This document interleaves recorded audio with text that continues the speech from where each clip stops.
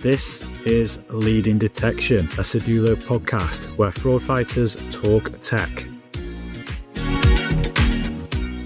Welcome back to the Leading Detection podcast. And today we're joined by none other than Deepanker Saxena, who is GM and head of product across document verification, biometrics, age assurance, reusable identity.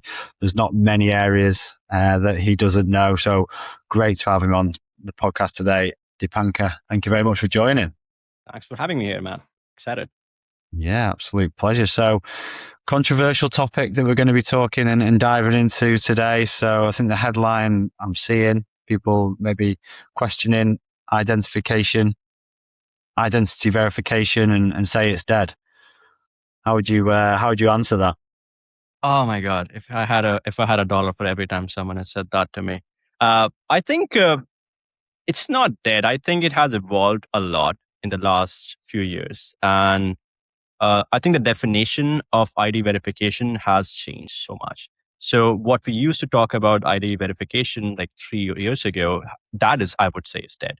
But it has evolved so much that when we used to think about ID verification, the whole idea was, as long as you have a document, you can present it. As long as your face matches it, and you can move your face left and right, you are good. Yeah. That used to be the definition. Obviously, there are passive verification, but when I think in my field, it's more of documentary verification. That used to be what people used to think, that if you have it, this is good. And in the last 2 to 3 years, how much of the technology has evolved has become cheaper, especially for bad actors too. It has compelled a lot of the organizations to rethink what ID verification is. And again, very good example of that is the whole idea of active liveness was, you move your face left, you move your face right, and you smile to the camera and you pass liveness checks. I think on my LinkedIn feed, I see 1 in 5 posts where someone is making a deepfake of someone with motion, with moving, with speech. Yeah. So all of that has actually changed and evolved. So I think it's not dead. It's just a lot of the things have evolved, and I think industry has evolved with it to actually catch up and keep the pace of innovation. So yes, I would say it's not dead. It's just evolving. It's evolving with how fraudsters are also evolving their tools, just to understand, because the tools we have is the same tools fraudsters have. We just have to think more creatively on how we use these tools and stay ahead. Yeah. So to kind of set a bit of a timeline, a bit of a foundation, many years ago, to identify someone, you look at them face to face and you go, yeah, that's who they say they are. And then it evolved into documents, right? If you couldn't see them in person, then we accepted documents, and that evolved again, and the world became digital, right? And it evolved over COVID when we were forced online. So what other evolutions have happened since then? I think one thing is, I think people got more used to using their mobile devices to capture the documents. They got more used to having remote verification being a norm than actually being an exception. Because even if you talk about commercial, it's one different thing, because all these websites, all these neobanks are obviously online. But when we think about the government sector as well, the public sector pieces, where the requirement was someone has to go into the office to actually do any of the activities, except, DMV, you should be there for the testing, etc. But small address change, for example, small changes that are required for just your basic identity, you should not be asked to go physically into a place. So I think that has changed, that has evolved, and people understood that's how the natural evolution should be. So that has changed in a really good way, that people are used to technology. People are using the mobile devices a lot more. And the other part of that is, with a lot of transactions moving remote, a lot of the fraud also moved remote as well. So, honestly, I used to think that people don't do in-person fraud. People do in-person fraud too. We have seen bad actors go into branches with fake IDs and trying to withdraw cash. So there is in-person fraud, a lot of it. But obviously, when you do remote verification, you're just sitting behind a screen, and gives you a lot more options, gives you a lot more technology to actually do different kind of fraud. where it evolved from having a presentation attack fraud. Like I myself have like a printed photo of myself to do demos and fraud. Yeah. But yeah, so it evolved from having like a picture of a picture or capture of a screen to now having technology where you can inject a stream into the camera.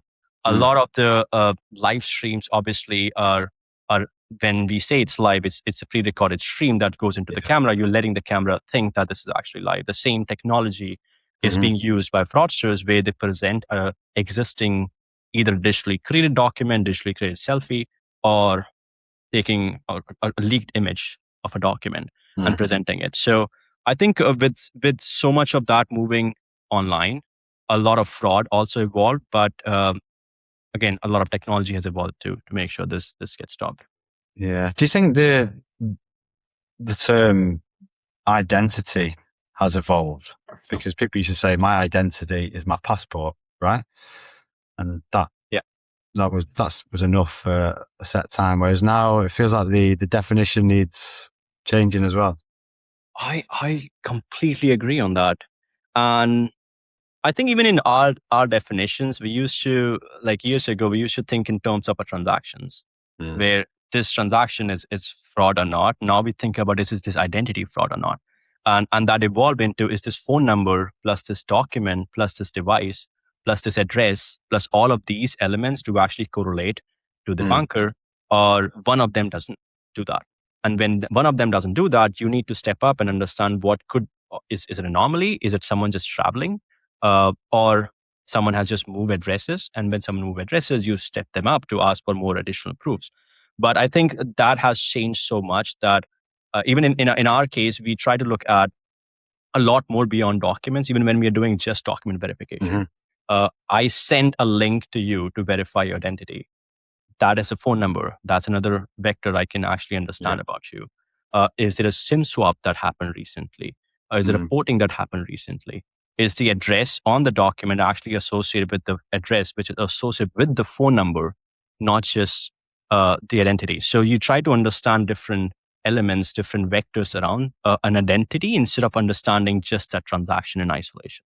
So I think that has evolved a lot in the last few years. And I think that is necessary because there is so much of leaked data, data breaches, and etc. So it's very easy for anyone to get anyone's information, but it's very difficult to create a whole identity, which includes every other element beyond just PII, beyond just documents. And if all of these elements have to come together and say, yes, this makes sense. This is Deepanker. He uses an iOS device, iPhone 17, lives in Brooklyn.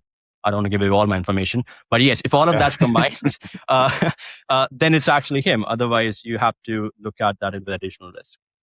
The evolution sometimes means replacing, right? But it feels like this is it's not a or equation. This is an and equation. So it's and this as well. Yes. Like, how far can it go with all this data? Yes, it is. This is an and, but this is also understanding that it's not just putting an and on different rules around it. Because if I put an and on saying that the banker has to be in Brooklyn, it has to have an iPhone, and this is the IPs I've seen this person. I am traveling a lot. This and situation is going to break in those things. So it has to be resilient towards these changes, which are usually would happen with individuals. So I think it's an and with understanding that different vectors still need to talk to each other to compensate and understand what is actually happening in transactions. Where does it end? That's a very good question. I think there is a good balance that we need to figure out on privacy versus what we need to stop with fraud. And that is why a lot of the things that the industry is moving towards is reusable identity, where you bind a device. So now you don't have to, you think about the transaction in that reusable sense instead of trying to collect everything around the individual too. Because now you have one really defined source of truth that says this person was identified once, and the second time they're coming is actually the same device. Everything is same. Now you have to look at limited number of vectors. But I think how the space is evolving, there is more need to connect the dots. Because I mean, when we look at fraud rings as well, earlier when you used to look fraud rings, they used to have a really good pattern. Like if you look at one of the elements, you're like, yeah, fraud ring, easy. Now what those linkages are also getting very difficult to match. So that is why there's so much need to connect the dots. And that's why there is so much of work that's going in the industry to figure out just from phone, just from device, just from this. And can you bring all of them together to understand what's actually happening? Because data on its own is useless, right? In most cases, you have to put it together, and a lot of talk in industry is about context, right? And you touched on it there. How do we evolve into, I mean, if you look 20 years ago and said how our identity would be how we used our mobile phones, you think would be crazy, right? So it's interesting to look where this can go, but it seems to be leaning towards, we have a lot of data, so leaning towards context. So from your perspective, your vantage point, how do you see context? Yep. And first, on your point, I did not imagine 20 years ago things would be this. I used to be in India, and we had this whole Aadhaar DigiLocker revolution that happened in digital identity, which for me was like, yeah, that is really good. So I've seen it evolve so much in a lot of different spaces, not just the US. But I think from a contextual standpoint, there is how our industry has looked at and around identity verification is you treat a sign up the same way as account takeover request or account recovery request versus $100,000 wire transfer request. You treat banking versus gaming versus gig economy, like onboarding a driver and an alcohol delivery, as the same transaction, and you treat them equal. And when you do that, you're creating more friction for certain users, while you're not creating enough friction for something which is a very high risk situation. Like in account recovery cases, if someone get access to my account right now, you have access to a lot more than me signing up as a money mule, which I can obviously, as you look at transaction monitoring, you can figure out later that someone is a money mule there. So I think that has been the industry thing where everyone was treated equal. And that is something we have been working on a lot because the good part for us is Socure we're not a point solution. We are a platform. And when we talk about a platform, I understand the entire journey of this user. I know if this is an account onboarding, I know if this is account recovery, I know the device, I know what happened before someone was stepped up to doc verification. Because you went through a KYC, your SSN, there was a mismatch in the SSN where the address was mismatched. You went through a fraud, and that said you have a high fraud score. And then you stepped up to doc. I have so much context with what happened before this particular transaction, or someone is submitting the images, that I can use that to understand what's happening. A fraud in gaming industry is very different than a banking fraud. There's referral fraud. There are promo abuse frauds. In banking, in gaming, while in a banking, it's like cashing a check fraud, which is very different. Very different vectors, very different ways how fraudsters or fraud ringer actually perform. Those frauds, obviously, referral fraud is very different on how the tactics that are used by fraudsters. And that context, because the fact we have 3,000 customers, we're looking at identities. We have seen fraud rings go from one customer to another, because we can see that traversing through the ecosystem. So that helps us to give a lot more context to the models to give them, this is this kind of transaction. This is $100,000 wire transfer. In this cases, you should definitely go and check with the MBs to see if the data on the document actually exists in the database or not. If this is an account onboarding where the fraud losses are minimal, it's fine for me having a little bit of glare because I had an overhead lamp on my liveness to be okay, because this is fine. This is probably a glare versus $100,000 wire. Even if I see a small glimpse of glare, I have to make sure this is not captured off a screen. So those, can you tune the model in a way that it understands this context and these variables understand what's happening to give weightages to different things? That's what we are doing, which is why we call our product Predictive .v, because it is a prediction model based on these different use cases, where it's deployed, what had happened before it, what is going to happen after it.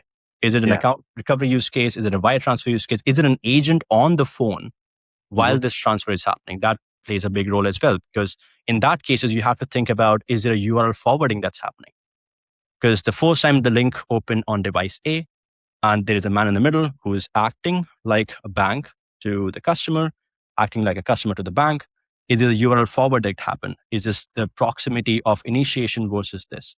So then you look at more vectors and different vectors to understand that kind of fraud. So context matters as the bottom line. Yeah, I mean, in your role as product, right? Because fraud can be eliminated, right? New signups, etc. But it doesn't. It's not how the world works. It's not how business runs, Yep. And that's where your kind of perspective as a product leader comes in. And if you are getting loads of friction for a $5 transfer for some food, you get frustrated. If you're sending a business transaction for 100,000, like you say, and there's a couple of steps, you don't mind it, right? Yep. So what else from a fraud perspective are you kind of implementing to support this? I think one thing that we look heavily and we have implemented in our, again, because we have a platform, is have a more a continuous check on identity. Because we think that risk is not static. It goes through the entire customer lifecycle. So when you start at, let's say, account opening, you have a KYC, maybe you have a doc verification, or you didn't. But we try to do a lot of transaction in a most passive way possible, because we want the least amount of like user actions. Yeah. As user goes through the process, you're doing a wire transfer. Now you ask for a document, because this is a lot more riskier transaction. But now the next time when you are changing, let's say, your address on the thing, and this is very important, because if you had an account takeover, someone changes the address because they're now ordering a card on their new address, Yeah. the fraudster's address. So those actions are very, very critical, which a lot of the times customers don't understand that this is a very critical operation. Me changing a phone number means I'm getting access to every OTP that's going to happen on this account. Me changing address, I can ship a new card there. So there's a lot that could actually impact. And that's why this continuous identity plays a big role, that the user who signed up using this device, using this IPs, using this ISPs, someone who did the money transfer, and the person who is actually doing this account update, are they actually the same user or not? Have they been consistent through this user journey or not? Can you understand? It's basically creating like a local graph of an individual to see how do they navigate this process of a customer lifecycle, and is it still consistent with how this user should be? And so, and also, like, once you have verified a document, you can just take a selfie and just update something. It's not very difficult. The selfies, it's a TikTok era, so everyone is used to taking selfies, I think, now. And it's a very seamless process. If I just take a selfie, able to do a wire transfer, that is just the most seamless way possible to do a $100,000 wire, because we already have a document file. When we sent you a link, we are very, very confident that this is still your device. You're coming from the same home IP. Everything is perfect. We just need another assurance level, which is just your selfie, and you go through a wire transfer. So the fact that you see this entire life cycle of the user, have confidence, you can actually create two things. One, if you know there's an anomaly, create more step ups for it. If you see there's no anomaly, you can make it so much seamless for the users. So from a product perspective, it sounds like it's changed a little bit and you're leaning into more supporting the good actors as opposed to stopping the bad ones and generating friction. Have you seen that change in your kind of tenure? Not so much, very honestly. I think the fraud has evolved as very quickly that I don't think you can lean towards one side of things to say, I'm going to let more users through. Our goal is create more signals which are not so apparent to the users. Example, a lot of behavioral signals, like if I take a doc verification process for a good user or even for bad users, you're just simply going through, we don't even ask people to click a button, it's automatically captured. You just hover the camera over the document, it will automatically capture it, capture the back, capture the selfie. For every user, the process is same. For a good user, all the signals are so subtle that you will just seamlessly get through in less than a second after the final image is done. But all these signals are not apparent to the users. So when the bad actor is trying to do it, for them, it gets more difficult because a lot of these signals are not very obvious ones. Like I said, the face, moving the face. If you tell someone to move your face left and right, you're giving a roadmap to a bad actor to tell them how to get through. Versus me, we just ask for one selfie, but how you pick up your phone. One of the patterns that we actually have is just understanding how your hand absorbs the vibration on the phone. Like if you see your phone on the table, it vibrates so much louder. And the second you pick it up, your hands start absorbing these vibrations. That helps you understand, is it like a bot farm, which is doing an emulator, or someone actually picking up their phone? So all these very subtle signals to understand a human behavior help us to give a very, very seamless process for good users, while at the same time, the bad users get stopped. It's crazy, right? Because most users wouldn't even know this is all going on, which is part of the point, right? Yeah, that is a part of the point. Like the best user experience is no experience at all. So, and yeah, I mean, and it makes so much sense when you think about it. If you told people it makes sense, but they'd never probably thought about it, and that's the product journey, right? The user experience. yeah. But it's not just transactions, right? I know you have a big focus or a good viewpoint and understanding of age assurance as well. So probably a bit more of a recent topic in the digital world. So let's talk about that and kind of rising cost of getting it wrong in this space. Yes, and I think age assurance we have had age assurance product for a while now. I think it got picked up so much after Australia made it mandatory for anyone for social media under 16 to not being able to access it. Then Europe is moving towards it. And I think a lot of the US states have already passing bills on it. New York just passed the Safe Kids Act. So I think a lot has changed in the last few months or in the last 1 year, and all for good. I'm so happy that this is happening, just because there is so much cases of sextortion out there. There's so much cases of kids abuse. There's so much cases of, and also like kids don't understand this. For them, you're just keeping them away from social media platform. And also like kids are really smart. Like you think fraudsters are creative? Kids are very creative too, trying to get through these systems. So, but I'm so glad that has happened, as I said, because I've read so many articles of so much bad thing that's happened, where like kids getting access to adult spaces, adults getting access to kids spaces. And whenever something happens, obviously kids do not know how to handle those situations, and they obviously go to drastic measures. So I'm so glad that is happening. And the cost of getting that wrong, as I said, is there's no less monetary cost to it. There is so much other cost involved in this, and that's why this age assurance is so close to my heart, this topic, and I've been building on it for last few years. So yes, the cost for it is not the less monetary, but more of the real life implications for kids. Yeah, I mean, kids will be kids, right? And they're great at finding the loopholes or breaking the rules. But I think it's really important because maybe 20 years ago, maybe longer, less than 20 years ago, maybe I used a fake ID, but that would only get me so far, right? It'd get me into the local pub or bar. Yeah. There's risks involved, but not existential risks. Whereas the digital age, if you're getting online and being in places that you shouldn't be, a lot more can be at risk, right? And like it's again, there is the life rate. There's also monetary risk too. They're like the whole fraud, like rings out there, which is just meant for sextortion. We're just asking these kids for like $300, and kids, obviously this kid doesn't have $300 to pay, and they can't tell their parents, and it just becomes a whole different situation from there on. Yes, an area that certainly needs a lot of attention, right? And it's not going anywhere, unfortunately. Yep. And what other areas are seen? So, of course, age assurance. Are there any other kind of rising risk areas that you're looking to put your attention into?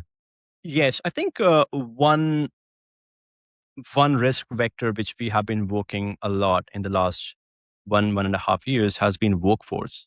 I have personally, and this is something which we saw it ourselves last year, sometime in August and July. when we had these openings, and we literally had people from North Korea apply for jobs. And the good thing for us, like, it's so interesting. We're a fraud prevention company, and the fraudster is trying to apply for the job, which was such a interesting uh, scene for us. But I actually interviewed 3 or 4 of them. We just acting like we're trying to hire them, and just to understand their tactics, what they're trying to do, uh, how they answer questions. And honestly, and I used to be an engineer, and I interviewed these engineers. The engineering answers are like on point. Like, I was so impressed by people having a really good understanding. Obviously, they're not.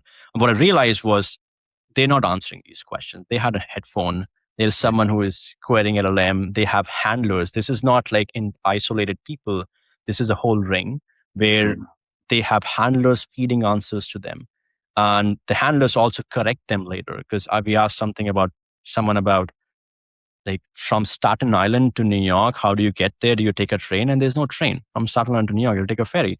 And this guy said, yes, I take a train. And then later, someone corrected that person, and he's like, yeah, no, I take a ferry. So this is like a whole operation, which is obviously funded.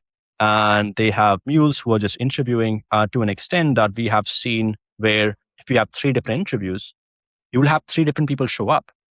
And it's interesting to think about it, because even at Socure, when we interview 3 panelists interviewing people, they don't talk about how the person looked like.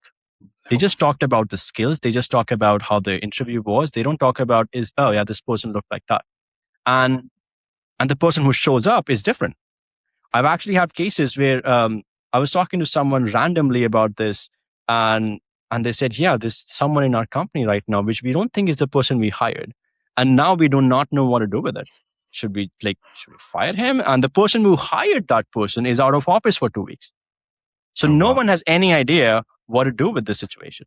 So workforce fraud, and I think the very important element of this to understand is, in a payments and identity space, if you want to do a fraud, you get in, you move money, etc. For a workforce fraud, the second you get access to the laptop, within 2 minutes, I can send an email with a malware link. The email came from @socure.com. Everyone is going to click that link. Yeah. So the risk is so much higher. You don't need hours. You don't need months. You need like less than 5 minutes to get access to a lot of the infrastructure and destroy from inside. So that is why that, I think, is a very big risk. And we ourselves have seen so much fraud applications in our pipeline, which we have tools, of course, to make sure to understand if, even from a resume, if this is a risky identity throughout the interview process and also at the onboarding. Yeah, I think there's some of the figures for specific roles in the US. I think machine learning and forward deployed engineer, I think we're touching 70% obvious fraudulent applications. That's just the obvious ones. So it's absolutely. And the interesting thing here is, like, the HR people, they're not trained for fraud. Oh, no. So their motivation is get these people a shiny looking resume through the pipeline to get them hired. And they're not looking from a fraud lens. And they're not supposed to. We are the fraud company, so our company understand it.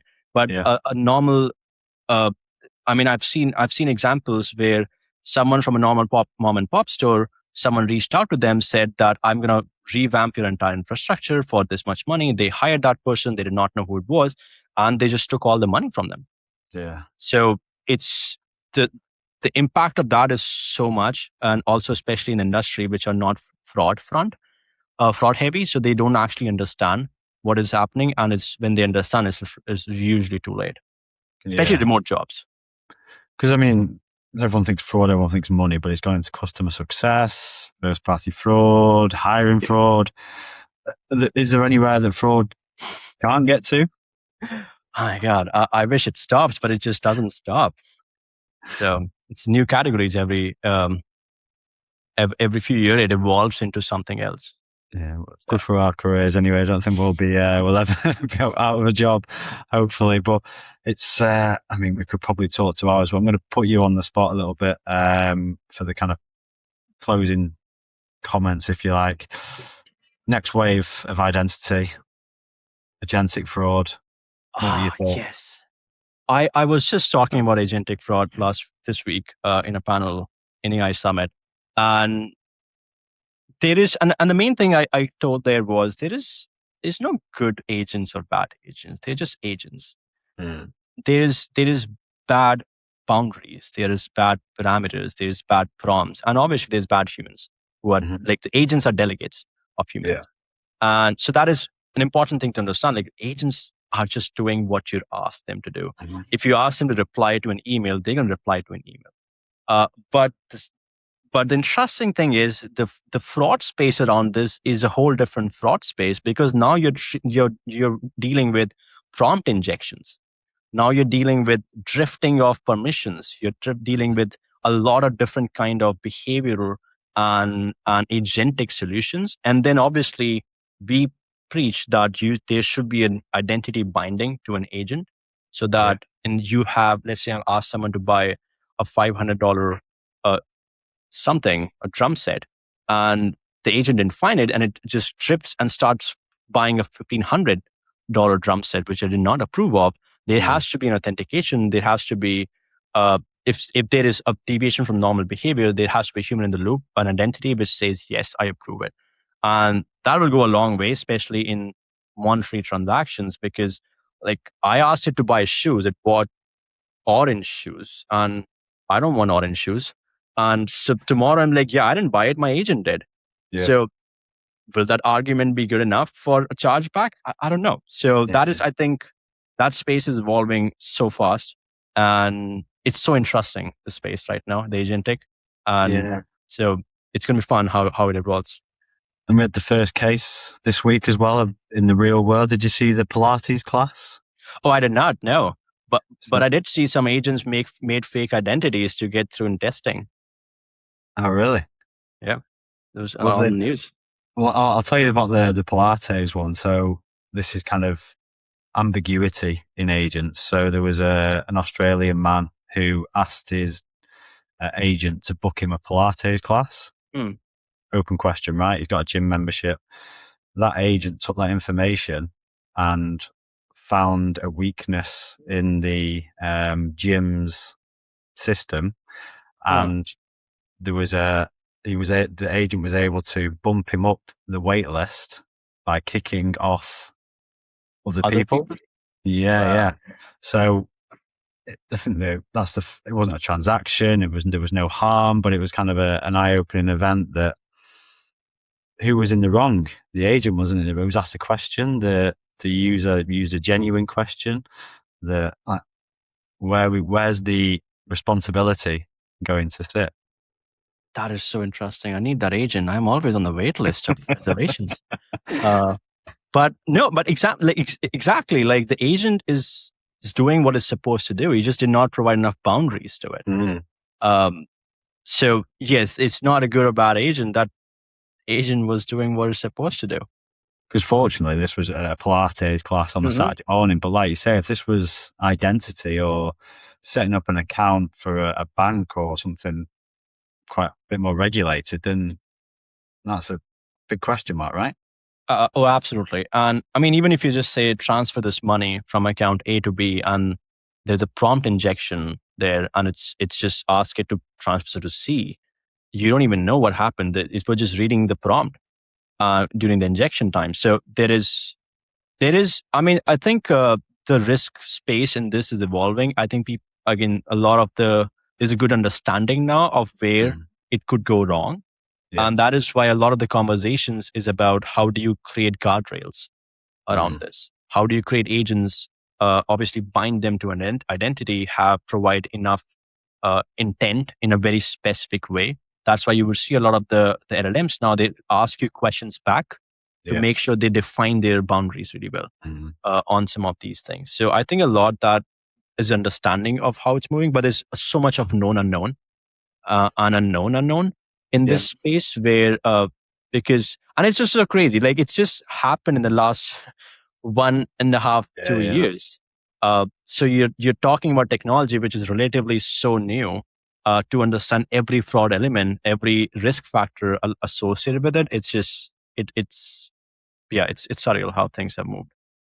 It's ironic, isn't it? Because identity is going to go through an identity crisis again, I think, when it comes to agentic and what identity actually means.